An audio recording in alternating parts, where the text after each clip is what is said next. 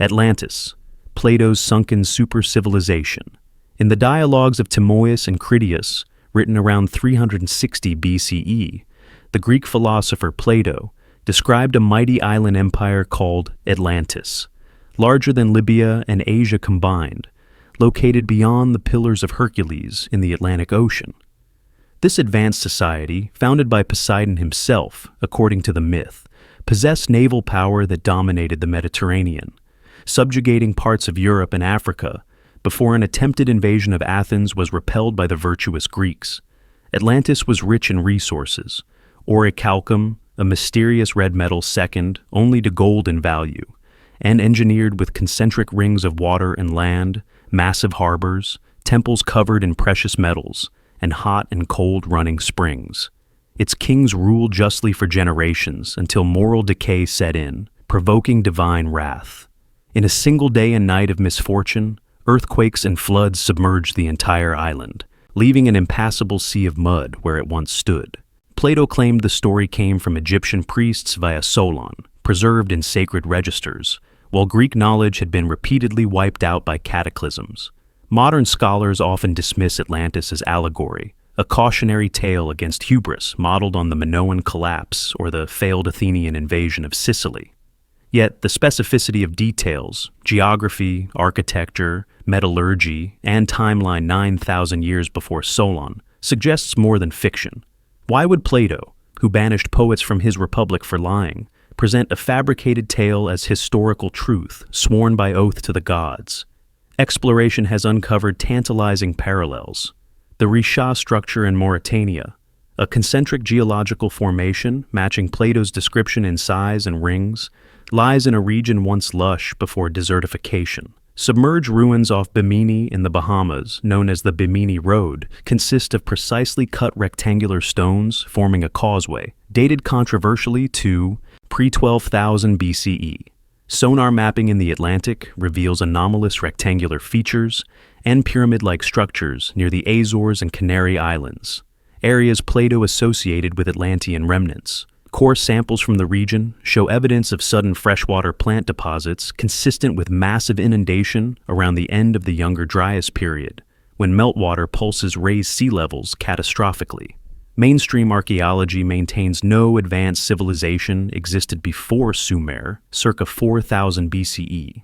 Yet discoveries like Göbekli Tepe push complex society back to 9600 BCE, aligning with Plato's timeline.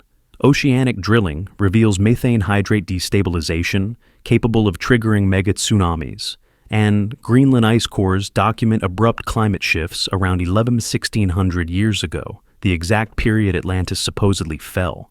Why then does academia resist the possibility? Critics argue Plato invented the tale, but his student Aristotle reportedly believed it historical and ancient sources. Like Hellanicus of Lesbos wrote of Atlantide's daughters independently. The suppression narrative emerges from patterns. Expeditions to potential sites face funding, denial, or dismissal. Findings reclassified as natural formations, despite engineering hallmarks. Declassified documents hint at Cold War interest in submerged anomalies for strategic reasons, with data remaining classified. If Atlantis was real, an antediluvian high culture with metallurgy, navigation, and urban planning millennia before accepted history, it collapses the linear progression model upon which modern chronology rests. Textbooks would require rewriting, credit for civilization's origins shifted from Mesopotamia to a lost Atlantic progenitor race. The implications extend to technology. Legends of Atlantean crystal power sources echo modern suppressed energy claims, suggesting knowledge deliberately buried to maintain current power structures. Plato warned that periodic cataclysms erase human achievement, forcing restarts. The mud shoals blocking navigation where Atlantis sank mirror modern satellite anomalies in the mid-Atlantic ridge. Independent researchers mapping the seabed report interference or data gaps in precisely those coordinates.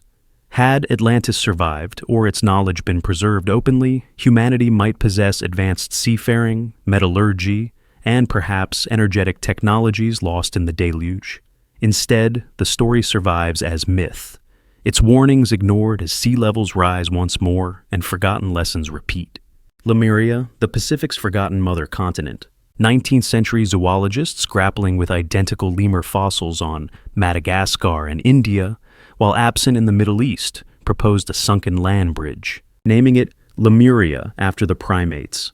Occultist Helena Blavatsky expanded the concept in The Secret Doctrine, describing Lemuria as the third root race homeland, a vast Pacific continent stretching from Madagascar to Easter Island, where humanity's early giants dwelt. These egg-born hermaphrodites possess psychic abilities and 4 arms before evolving into modern form. Tamil Sangam literature speaks of Kumari Kandam, a southern landmass swallowed by the sea, home to advanced Dravidian civilization, with academies and cities lost in successive inundations. Geological evidence supports massive subsidence. The Seychelles-Mauritius Plateau and 90 East Ridge form submerged continental fragments, while Pacific guyos, flat-topped seamounts, indicate islands eroded after sinking. Bathymetric mapping reveals vast underwater plateaus where continents could have existed before tectonic shifting and sea level rise. Polynesian oral traditions across thousands of miles describe a common homeland called Hiva, or Mu, that sank, forcing migration in great canoes, consistent distribution inexplicable by random settlement. Madame Blavatsky claimed Lemuria's fall resulted from moral degradation, its survivors seeding Australian Aboriginal, Polynesian, and Native American cultures with shared motifs like the rainbow serpent and birdman cults. Easter Island's Moai face inland as if watching for the return of sunken lands, while Rongo-Rongo script remains undeciphered, potentially holding records of the catastrophe. Underwater structures off Yonaguni, Japan, terraced pyramids and roads dated controversially to 1000 BCE, match descriptions of Lemurian architecture. Why the academic blackout? Acceptance of Lemuria requires rewriting plate tectonics to include rapid continental displacement or massive unknown subsidence events. Core samples from the Pacific show shocked quartz and microspherules consistent with impact or volcanic mega-eruptions around the end of the Ice Age. The establishment timeline places advanced society millennia later. Yet Nan Madol in Pohnpei, massive basalt prisms transported impossible distances, suggest pre-Polynesian builders with lost technology. Suppression patterns mirror Atlantis.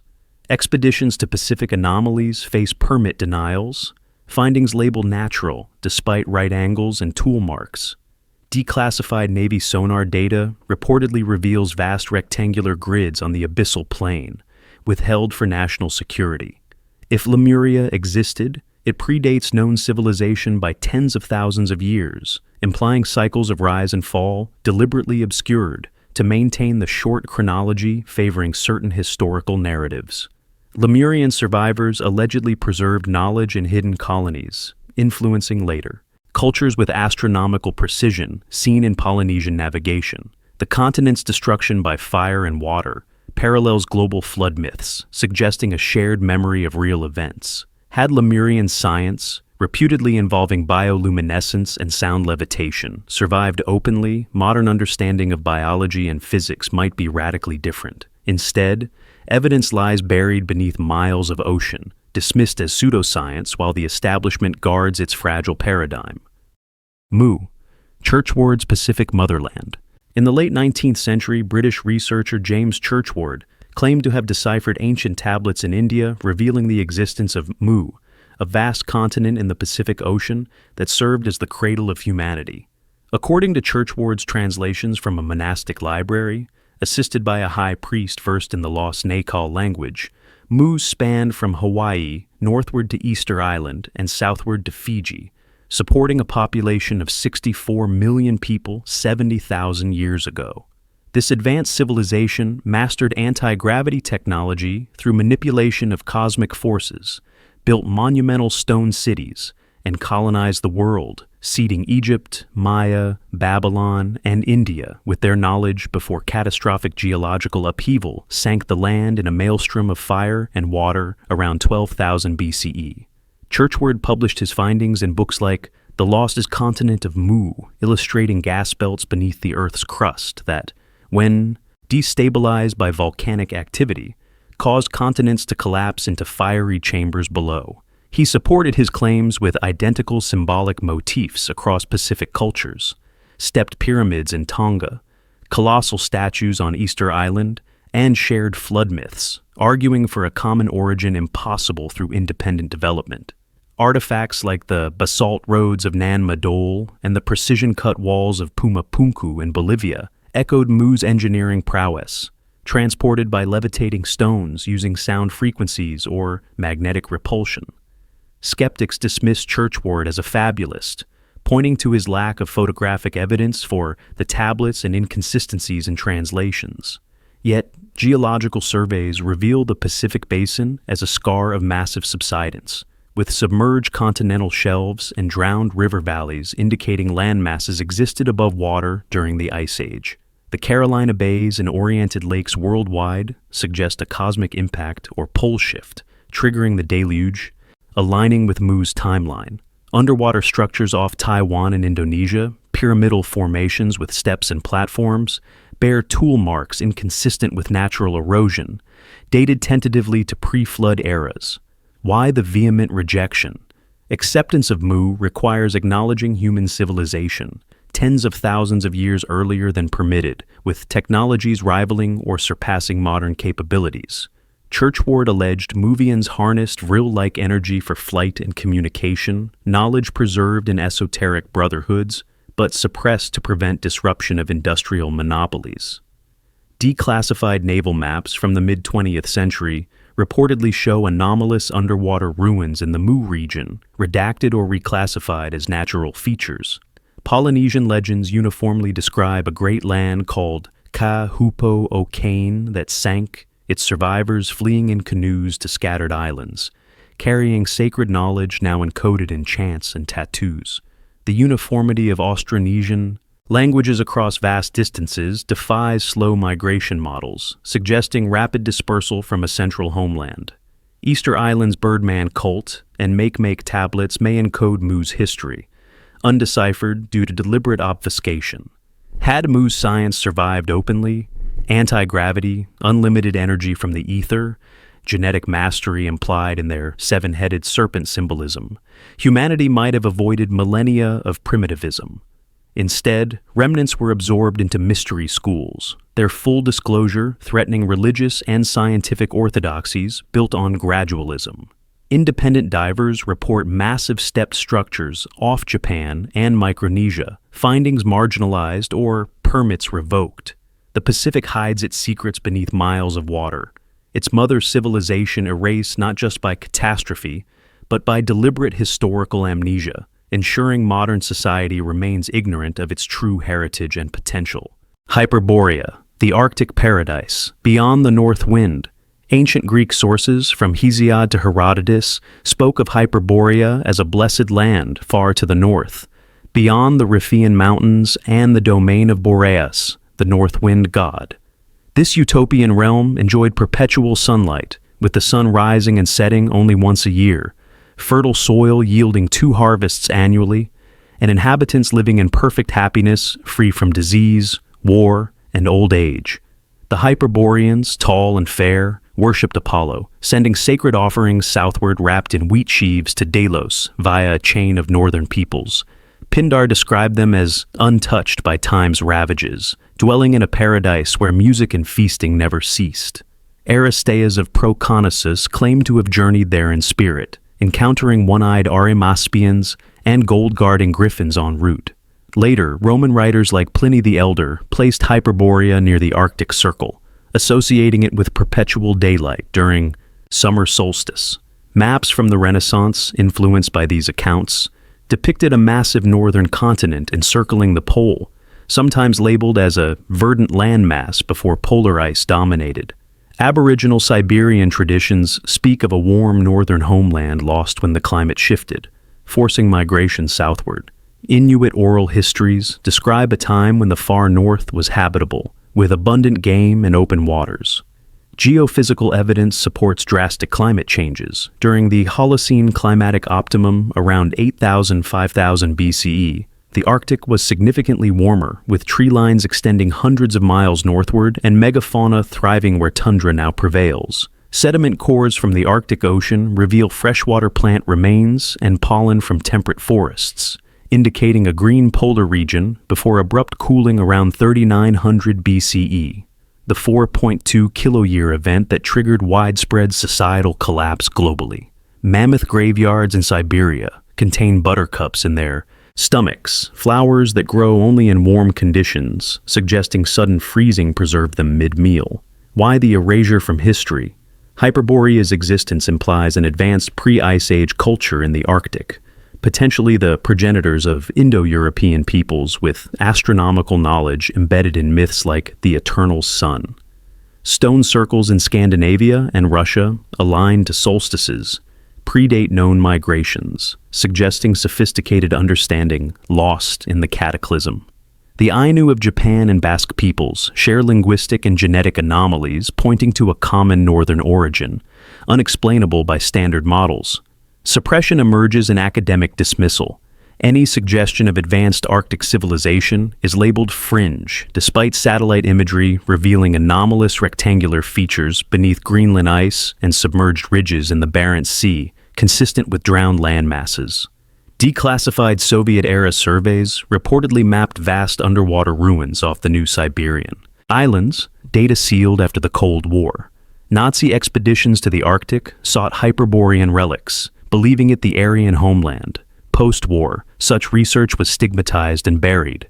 Greek accounts describe Hyperboreans sending maidens with offerings, some remaining in Delos, where Hyperborean shrines were venerated.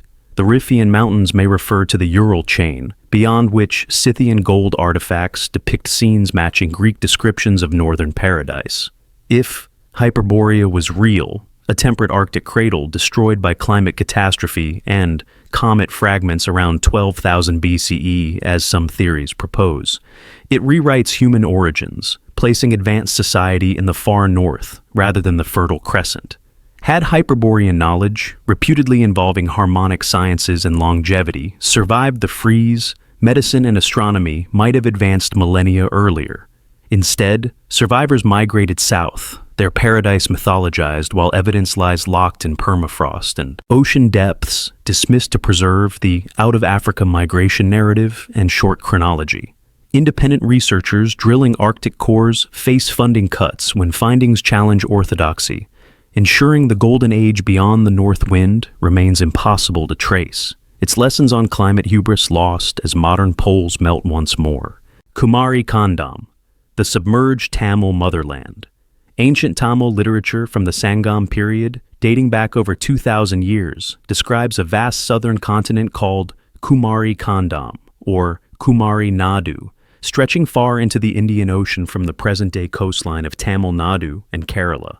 This fertile land, home to advanced Dravidian civilization, hosted two great academies, the first and second Sangams, where poets and scholars produced thousands of works on grammar, ethics, warfare, and love. According to texts like the Silapadikaram and commentaries on the Tolkapiyam, Kumari Kandam was swallowed by successive encroachments of the sea, catastrophic floods that destroyed cities, displaced populations, and erased entire libraries of palm leaf manuscripts. The third Sangam, held in Madurai, preserved only fragments of earlier knowledge after survivors fled northward. Legends speak of 49 countries, great rivers like the Paruli and Kumari, and mountain ranges, submerged in three major inundations, the last occurring around 1500 BCE. Pandyan kings ruled this land, their ports trading with Rome, Greece, and Southeast Asia long before recorded history. The name Kumari refers to the virgin goddess, symbolizing purity, while Kandam denotes continent. Adiyar Kunalar's commentary details precise geography. The Pahruli River flowed 700 kavathams south of the Kumari, bounded by mountains that vanished beneath waves. Geological evidence aligns strikingly. Satellite imagery and bathymetric surveys reveal submerged river channels extending from the Gulf of Mannar with the Adams Bridge, a chain of shoals between India and Sri Lanka, potentially a remnant land connection. Core samples from the Indian Ocean floor show evidence of rapid sea level rise post-Ice Age, with meltwater pulses inundating coastal plains around 12,000 at 6,000 BCE. underwater structures off the Tamil coast, including what divers call the Gulf of Cambay ruins, a vast city, complex with walls, drainage, and artifacts carbon-dated controversially to 9,500 years ago, suggest advanced urban settlement drowned by rising waters. Why the deliberate obscurity? Acceptance of Kumari Kandam challenges the Aryan migration narrative central to Indo-European linguistics, implying a sophisticated Dravidian culture predating Vedic arrival by millennia.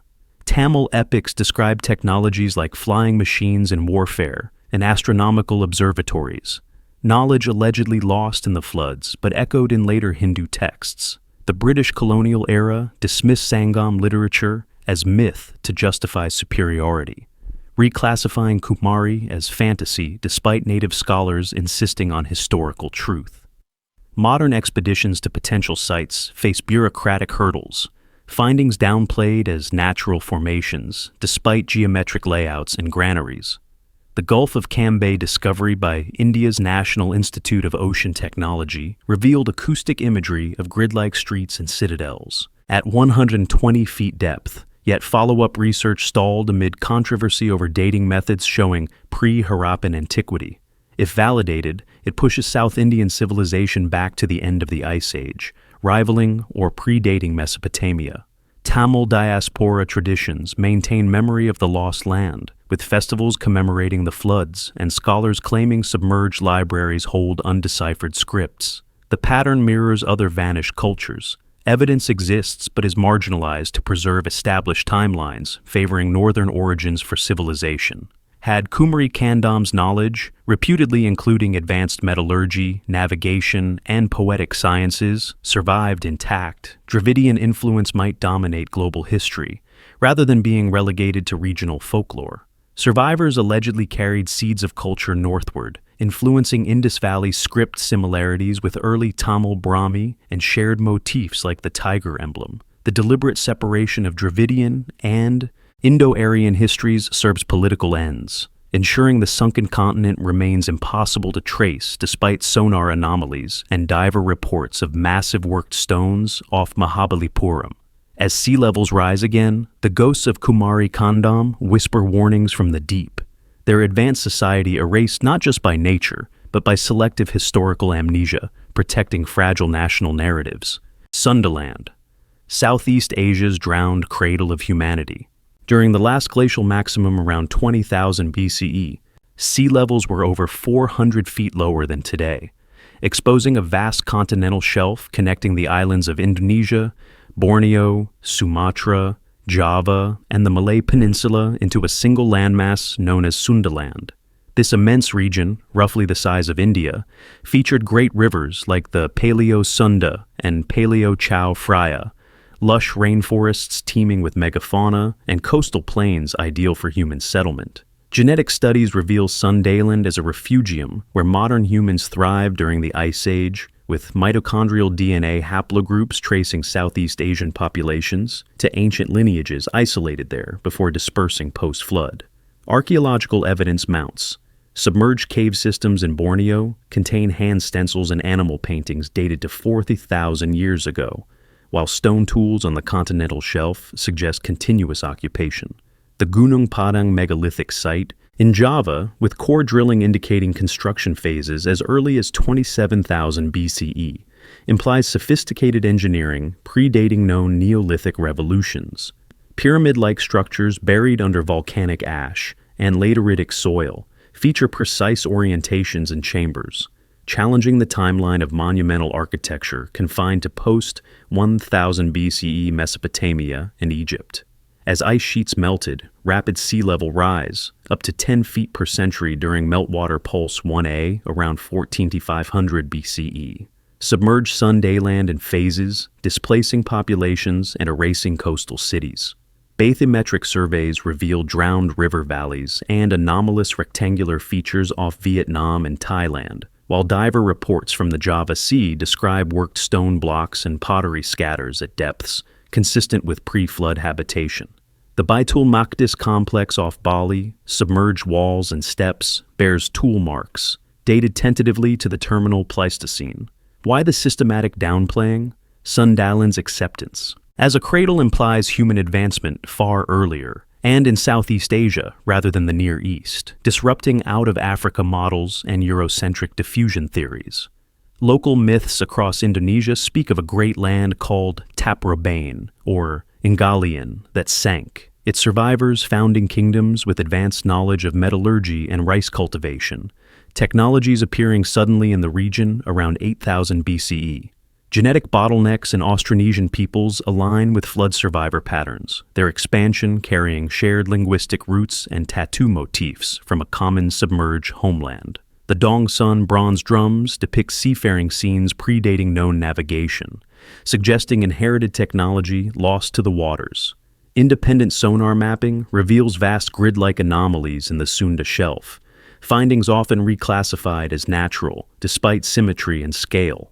Suppression manifests in academic gatekeeping, proposals for underwater archaeology, face-funding shortfalls, or permit denials. From governments protective of tourism narratives, declassified military hydrographic data from the Cold War era reportedly details massive submerged structures withheld under security pretexts.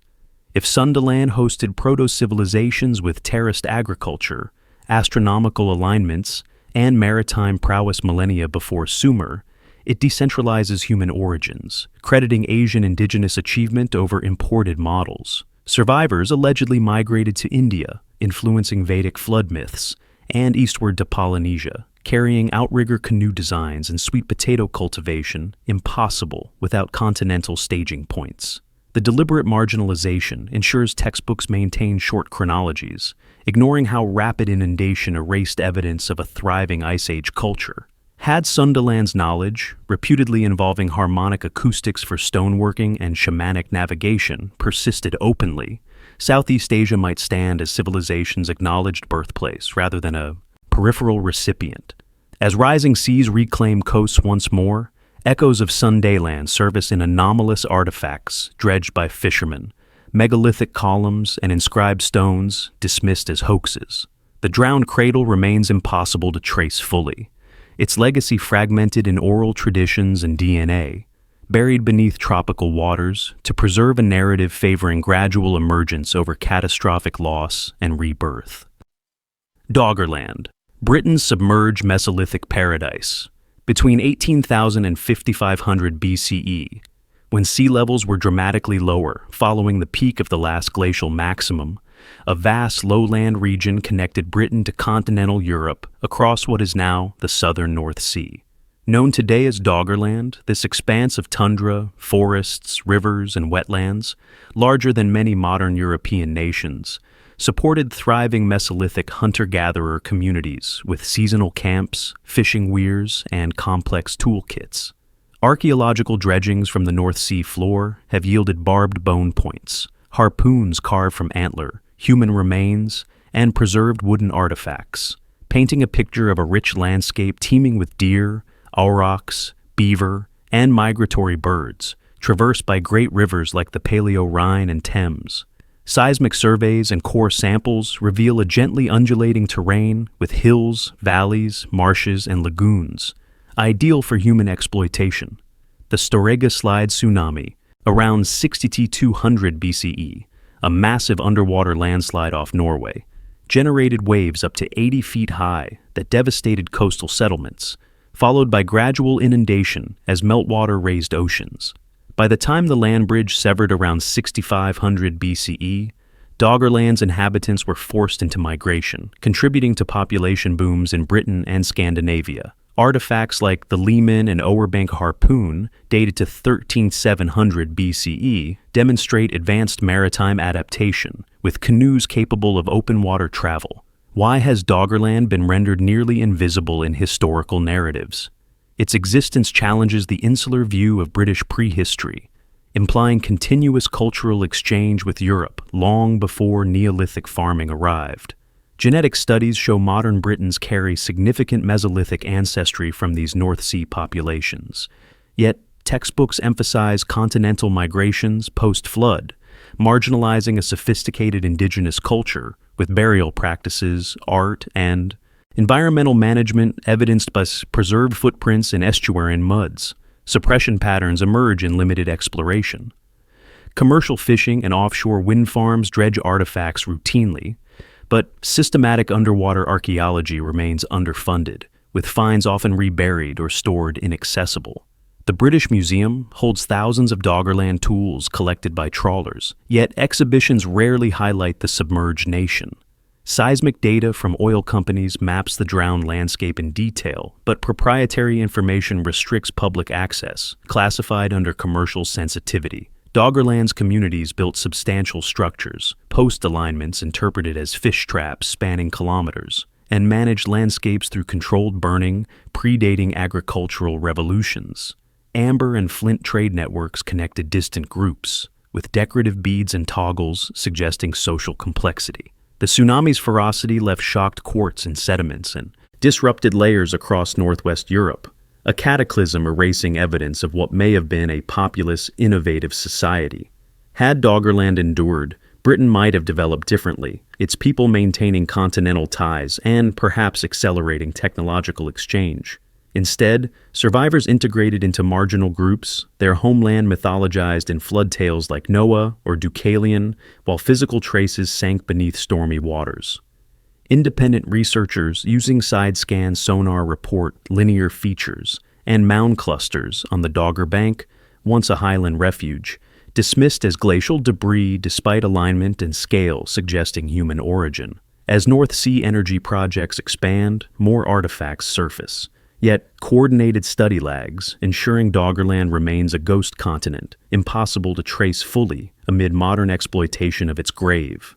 The deliberate oversight preserves narratives of isolated island development, obscuring a shared European Mesolithic heritage drowned, not just by nature, but by academic indifference and industrial priority. Lyonesse, the sunken realm of Arthurian legend. In the folklore of Cornwall, the lost land of Lyonesse stretches westward from Land's End to the Isles of Scilly, a fertile kingdom of 140 churches, rich pastures, and prosperous towns swallowed by the sea in a single catastrophic night. Medieval texts like the Welsh Triads and Geoffrey of Monmouth's Historia Regum Britannia reference Lyonesse as the homeland of Tristan, lover of Isolde, and a key setting in Arthurian romance, where King Arthur fought his final battle against Mordred at Camlan before the waves claimed the realm. Survivors allegedly fled to Brittany, carrying tales of a sudden inundation triggered by storm or divine judgment, leaving only the Scilly Isles as mountain peaks of the drowned country.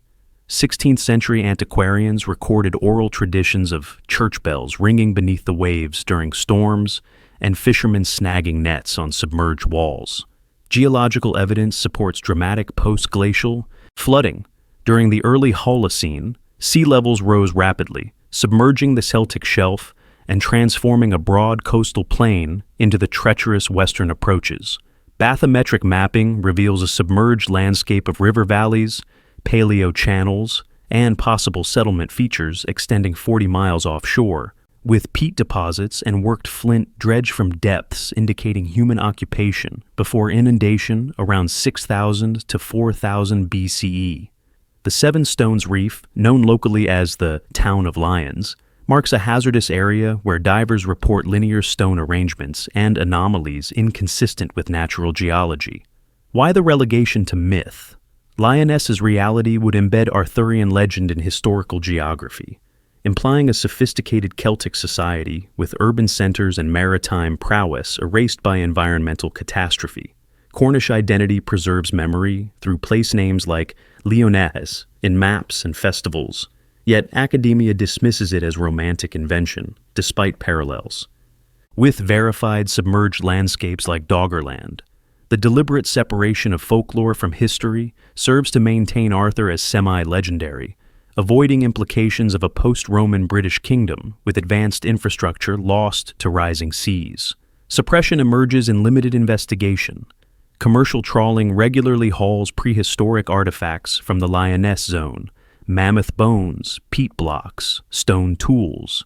Yet systematic survey remains minimal, with offshore renewable energy projects prioritizing cables over archaeology. Satellite altimetry detects gravity anomalies suggesting drowned topography. But data interpretation favors natural explanations, despite local accounts of visible ruins at low tide in the 18th century before shifting sands buried them.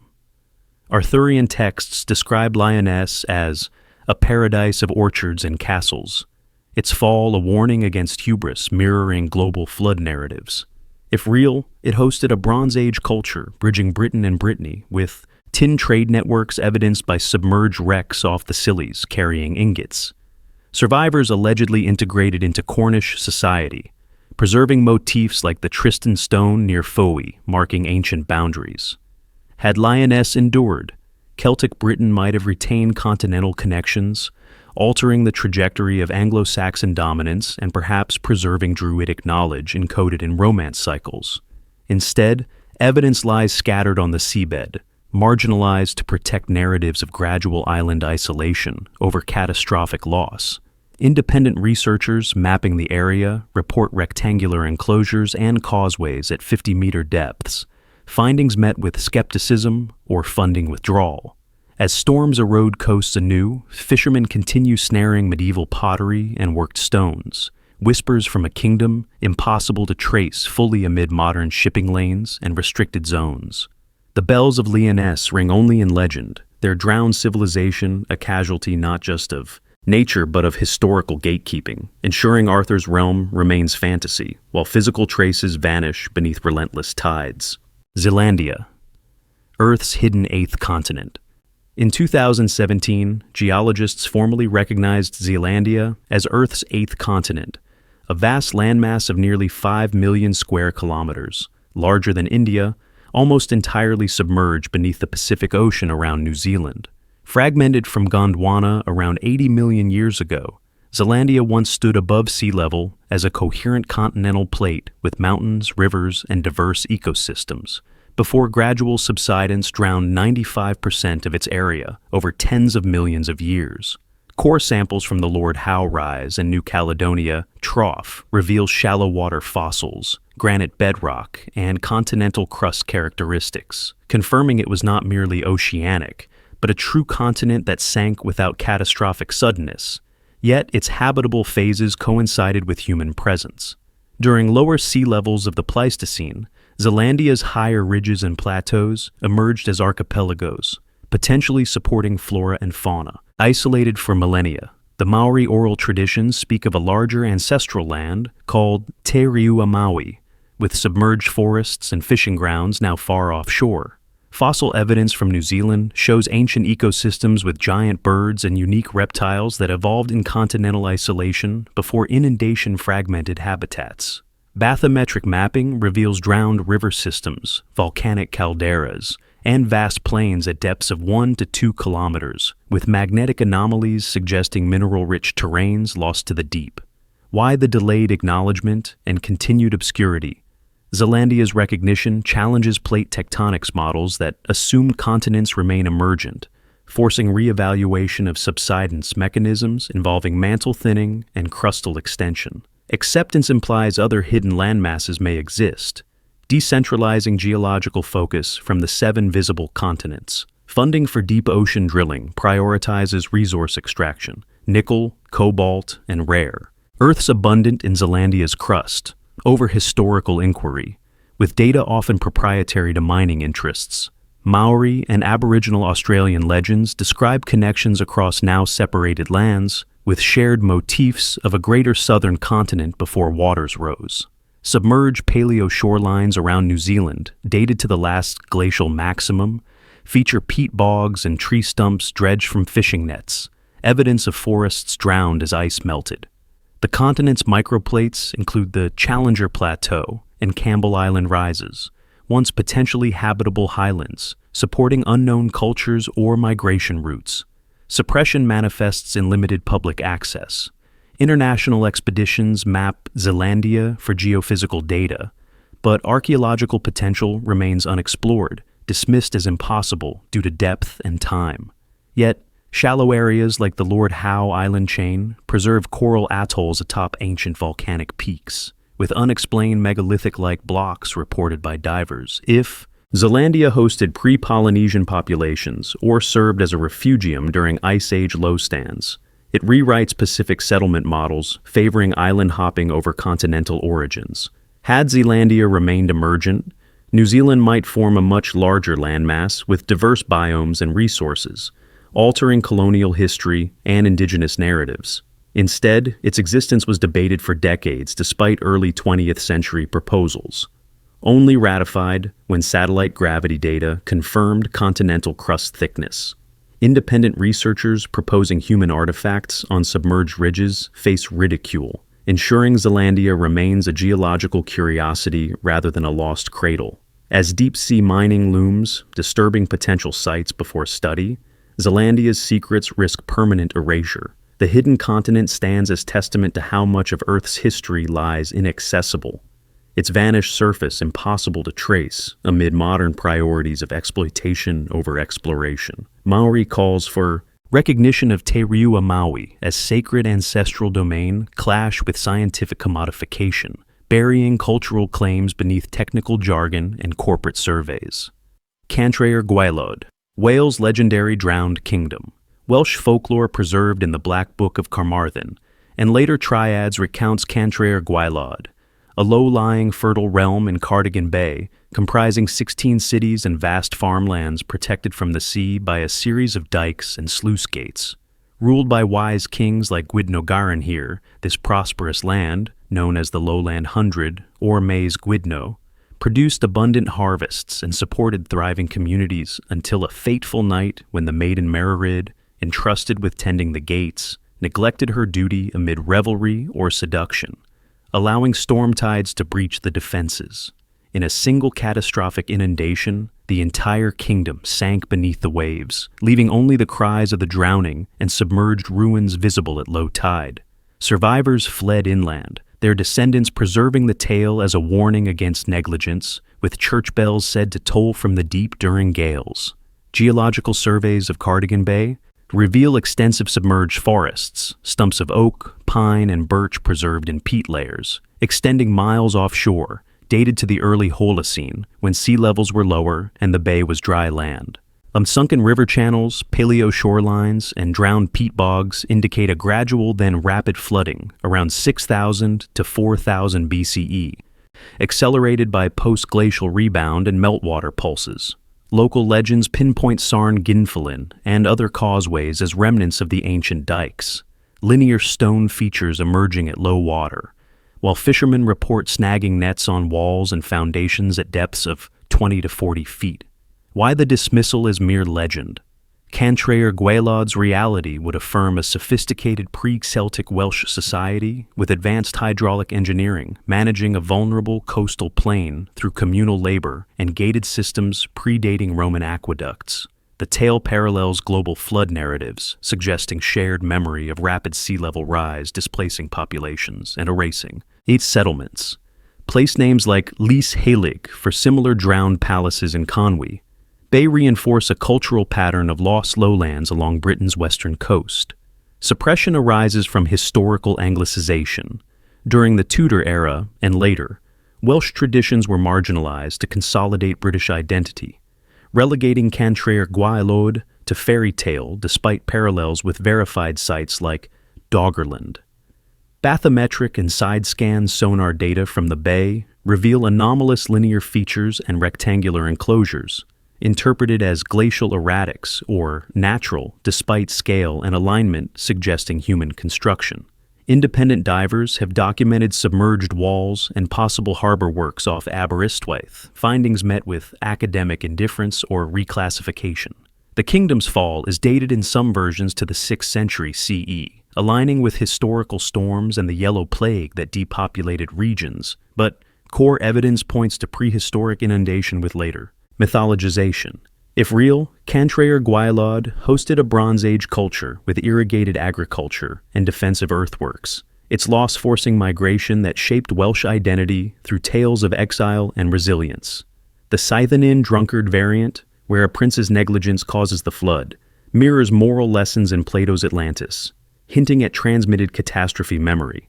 Had the dikes endured or knowledge been reapplied, coastal Wales might have resisted later encroachments, preserving a distinct lowland civilization. Instead, evidence lies scattered across the bay, disturbed by trawling and offshore developments without systematic protection. Modern LiDAR and multi-beam surveys commissioned for wind farms incidentally map the drowned landscape.